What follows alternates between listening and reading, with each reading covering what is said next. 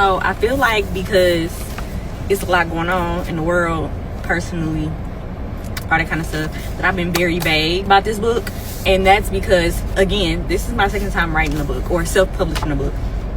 Neither was on purpose. I literally journal to keep myself sane and to get all this busyness out into the world so I don't drive myself crazy.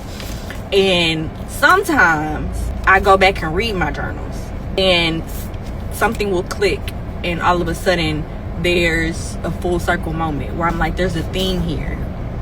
And then I have an epiphany about a subject or about an issue that I'm having or whatever.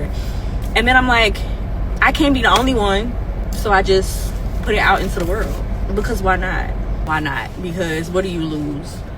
It took me a day to put it all together. And I do realize I have the privilege of being a graphic designer. So this is simple for me.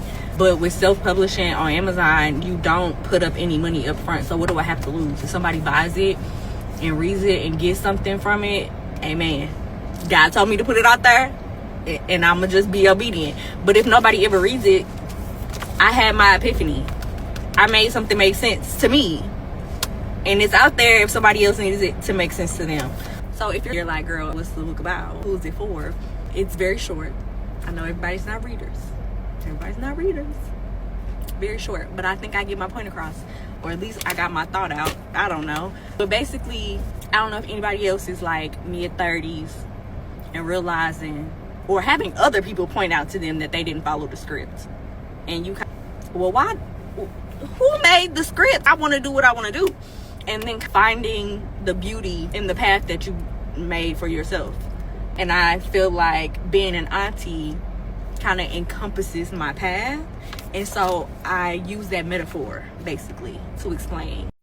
So I'm gonna shut up now, but so I speak about womanhood and how being a real woman has always included being a wife and having children, and how do we reconcile, especially as Black women, that we're still a woman if we're not a wife and not a mom? How do we redefine that?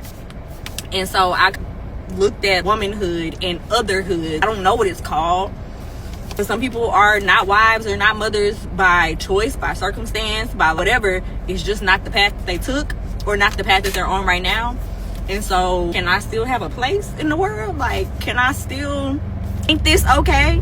So yeah, that's what it's about.